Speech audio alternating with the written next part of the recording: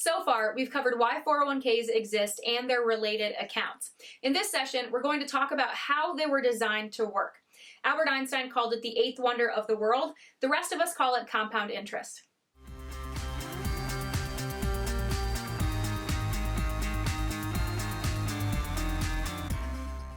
Now, first things first, you must understand the difference between saving and investing. Many people think they are the same thing, but they serve entirely different purposes. Saving is when you stash your money somewhere safe, like a bank, under your mattress, an actual safe, for future use. You typically don't get much, if any, of a return on savings. What you put in is what you get out. For example, if I put $1,000 into a savings account today, 5 years down the road, it will still be worth about $1,000. Investing, on the other hand, is putting your money to work for you, using your money to make more money. It's an intentional act that requires risk, and it's the not-so-secret secret of the wealthy. Now, to do this, you buy securities or assets like stocks or real estate that will hopefully appreciate or increase in value over time. Now, unlike saving, which doesn't require much know-how, the smarter you are about investing, the greater your chances of doing well. Investing requires patience, discipline, and consistency. Why?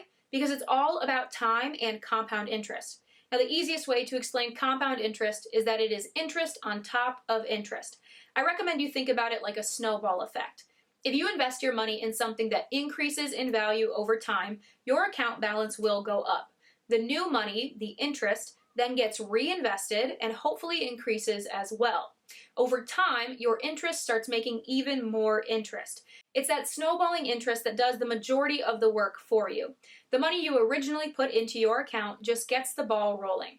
Now, I know you've probably heard that you're supposed to start investing when you're young. The earlier the better, right? Well, here's why. If you put $5,000 into an account and it grows at an average rate of 8% a year, in 20 years, your $5,000 investment would be worth over $23,000.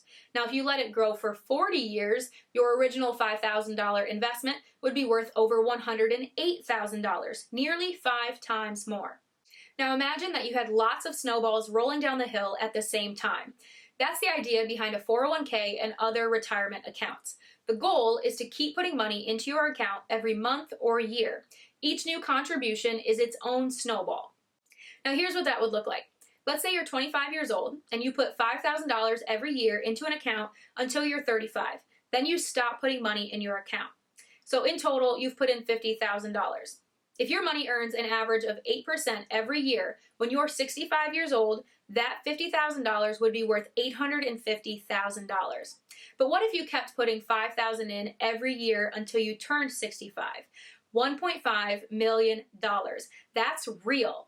Even though you only put in a total of $200,000, $5,000 a year times 40 years, thanks to compounding interest, that $200,000 would end up being worth $1.5 million. But what if you don't start investing until you're 35? Well, let's say you do the same thing. You put $5,000 a year into your account every year until you turn 65. When you turn 65 years old, your account would only be worth $660,000, less than half of what you would have if you had started at 25. That's because the snowballs would have had less time to roll down the hill. 10 years can make a huge difference.